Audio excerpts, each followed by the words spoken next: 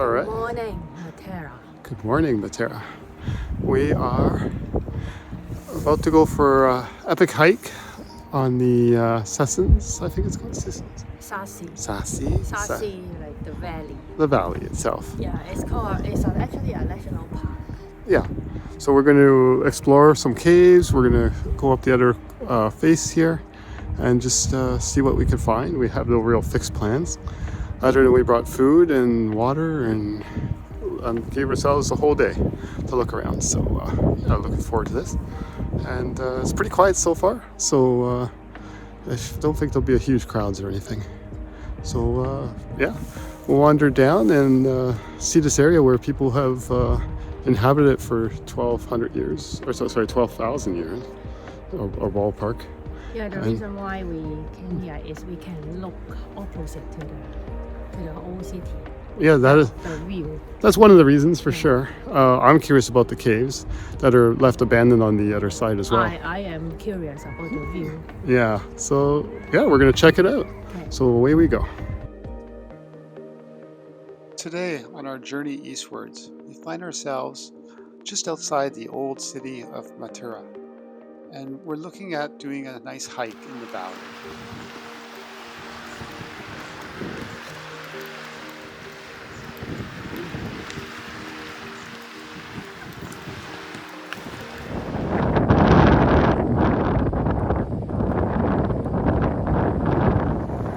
We just crossed this bridge.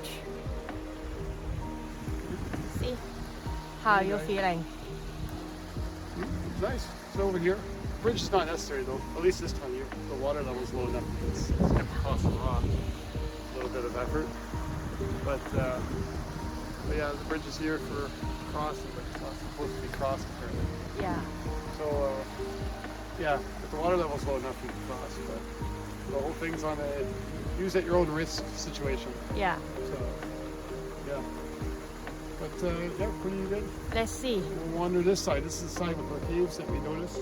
Yeah. So we want to wander up now. So the old city is actually behind us now. Yeah, and it'll be about 400 meters to the top from here. So Yeah. there's a long way to go. We start ascending one step at a time.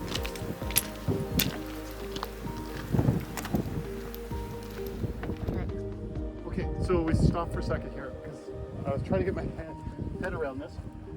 So the rock here, this type of rock, is called Sassi. It's kind of my understanding, but it also refers to the hill. Sassi means rock or hill. Yeah, so this rock and the whole face of the canyon is considered Sassi, so this whole area. So it's Sassi di Matera. Yeah. So, but it also, because the town's built of the rock and on the hill, Yeah. the town itself is sometimes referred to as Sassi. Yeah. So that was the term I was getting confused about. So Sassi is this whole Yeah. valley area. Yeah. Or the stone dwelling area. Everything built or constructed of the stone, both natural and Yeah. artificial. Yeah. So yeah, so I just wanted to clear that up because it was driving me nuts. I kept seeing the signs, I kept seeing words, I had no idea what it meant. So that's the story.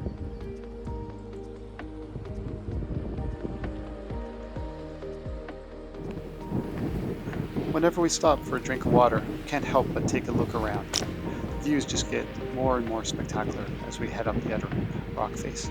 Okay. You see, there you go, the river valley Yeah. behind Cami here. So yeah, we're about halfway up. We're hiking. There's a couple of fellows here from the local football team, from what I can tell, or at least They're wearing a jacket. from the FC football Matera. team. So I'm gonna assume they're from the team because they're pretty quick. They've already passed us, and they got another quarter of the way up the hill. So they make us look bad, but that's fine. So we're just checking out the scenery at this point. Just wandering around. It looks like it's going to be a quiet day on the mountain. Those fellows, 3 fellows there, the only other people I can see on the trail, and we can see most of the trail from here. So very nice. So a winter hike in Martella is definitely a recommended thing because you get lots of space to yourself. And a view. And Ooh. a stunning view. Stunning. Just want to show you that we've made it up another quarter of the way. And Yeah. we've reached our first cave.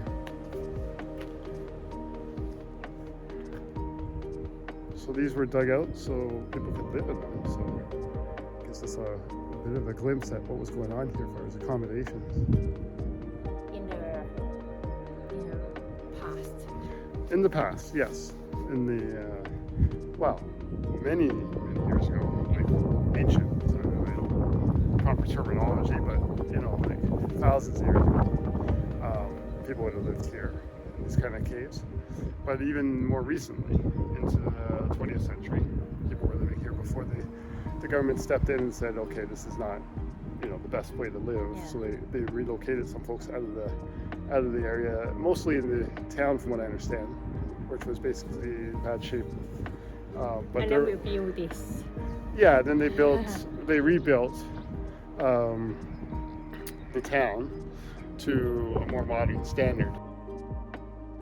After leaving our first set of caves, we made our way up, very carefully that is, to the next set of caves, and another few meters up the rock face.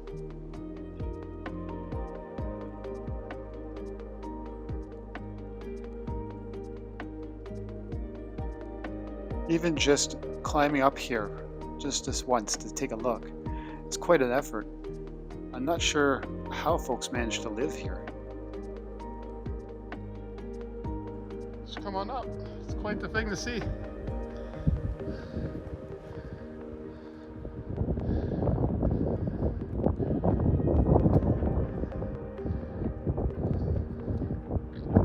You okay? All right.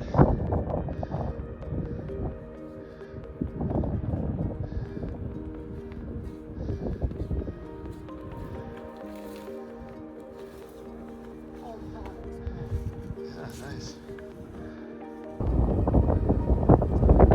Pom Explorer.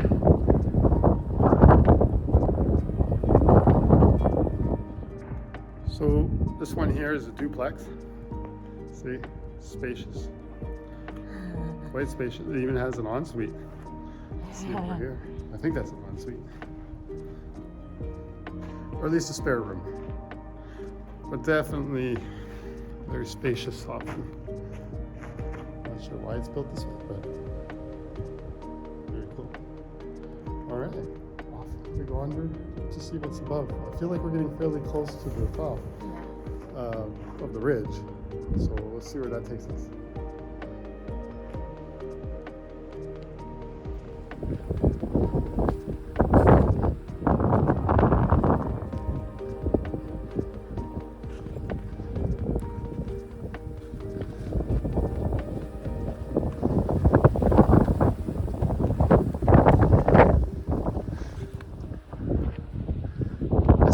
Crest the ridge, we come across a cave church.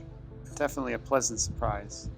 After taking a quick look through the gate that protects it, we continued our final push up and over the ridge and hopefully to the top.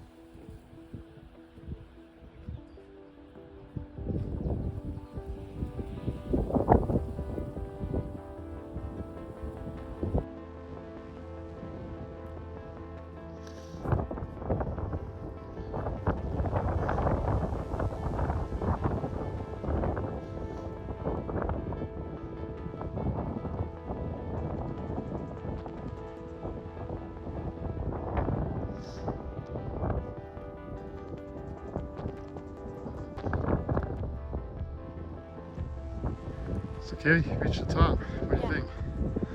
Stunning. Yeah, it is nice. Got to see a little church, cistern, The whole area. yeah, a duplex, detached home, all kinds of good stuff. Cave-wise, that is. As we reach the other side of the valley, and are now more or less at the top of the rock face, we were pleasantly surprised to find yet even more cave dwellings that we could go and explore.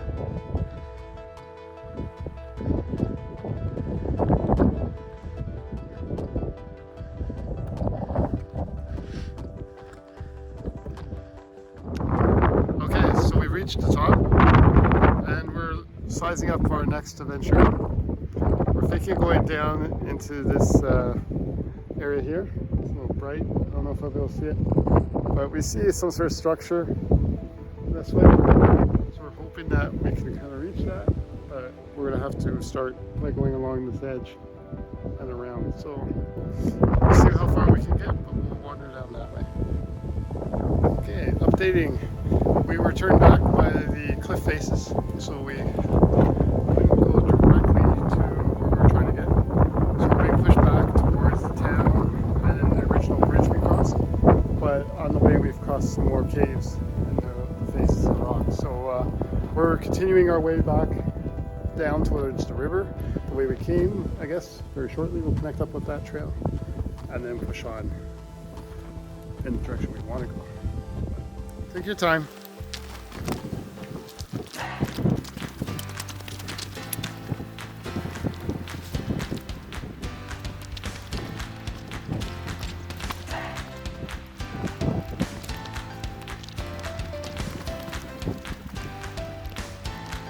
For some reason, going down always seems faster than when you go up.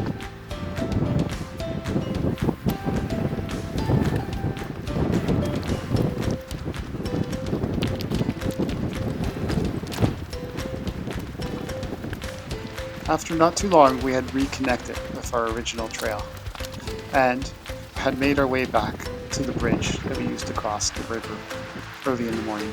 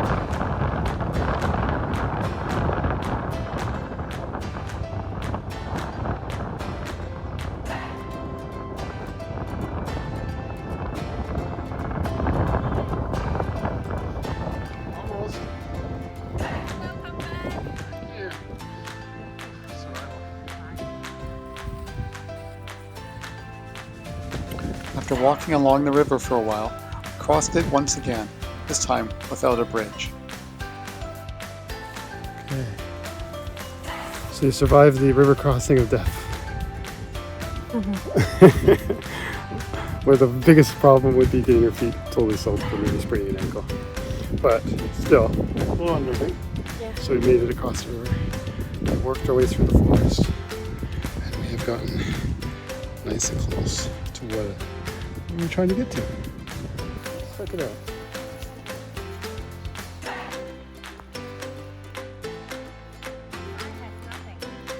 Blank sign. Yeah. We'll figure it out. So we made it in. And it appears to be the remnants of an old church, maybe. It's our best guess.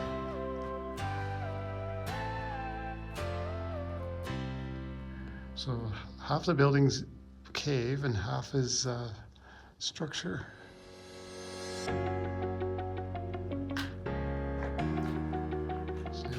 there's a bit of wall painting still intact behind some graffiti.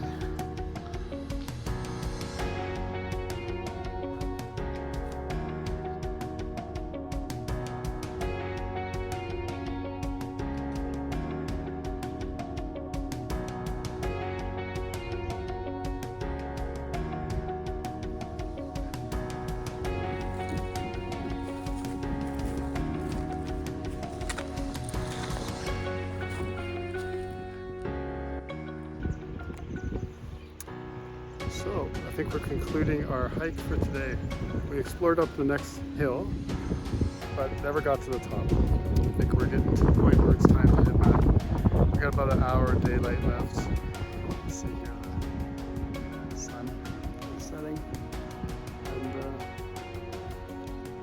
the beautiful scenery from here. So we're just taking it in and make our way back, and leave a little bit of daylight for when we arrive. Overall, a pretty good day's hike. Maybe looks happy. No, it's quite difficult. Is it Like, difficult? I won't recommend anybody to come here. This side, This side. this side of the river without the bridge. Because we, Just to look at the old church, the rock church. it's interesting. Yeah, it's interesting, but it is. It's a workout. It's definitely a Yeah. workout to get to it, and you have to cross the river somehow, not with the bridge, but some other way. So it's yeah, it's a little tricky that way. But I enjoyed it. It's a nice little getaway from everyone, and we get another unique view of the city from this angle. So yeah, that's good for us. And now we're gonna make our way back. Survived the raging river. Yes. You have successfully crossed this magnificent beast of a river so that you can explore the far side and up the mountain. Not City Girl approved is right, but Kemi made it. She's getting really good at balancing and balancing across the rocks. I got a private bridge. Private bridge, piece of plywood or something like that. Yeah. Just a chunk of wood. All that she needs to get across that little raging sucker. Nice. And that allowed us to get over to the church. Over there. Very nice. Well, that's enough river crossing for Cami. To the city we go. And now that we've finished our hike, let's take a quick look back at what we accomplished today. So here's a look at the old city center and the valley next to it. And we'll just overlay here what we did. Looks pretty chaotic. So let's simplify that a bit. Instead of looking at every little turn, let's look at the first section. This is our section where we went down the valley, across the bridge, and up the other side of the valley. Saw some caves along the top of the ridge, and then worked the way back after doing a loop at the top, back down to the bridge. Then we chose to do a second section. So the first section is what I would recommend for everybody. I think this is a very good hike. And with any luck, the bridge will be in better shape in the coming years and more friendly for people to use. The second section is for someone who has a little more energy to put at it and wants to go along the river further to the north and then cut across the river without the bridge or the help of a bridge, and then go explore the church that is off in the fields. We also attempted to go up the ridge on that side, but we never made it to the top. I think if someone was quite energetic, they would be able to get up there. And from what I understand, there's another cave church to be explored at the top of that bridge. This is all very interesting, but the challenge here is this second option requires the water level to be relatively low so you can cross the river. If the water level is too high, then you wouldn't be able to make it across and you wouldn't be able to complete this section. So that's why I'm recommending the first section of the trip, the lines that were marked in yellow. If you choose to take on this adventure, keep in mind we took a whole 10 hours to wander around. We have brought food with us and lots of water. So be prepared for a trip that has no place to reprovision, and you have to keep in mind that the water levels and the seasons will affect the availability of access to certain sections of the trail. All that in mind though, it is a great place to explore. Now that we've finished this amazing hike, it's time for us to head to the train station and on to our next adventure.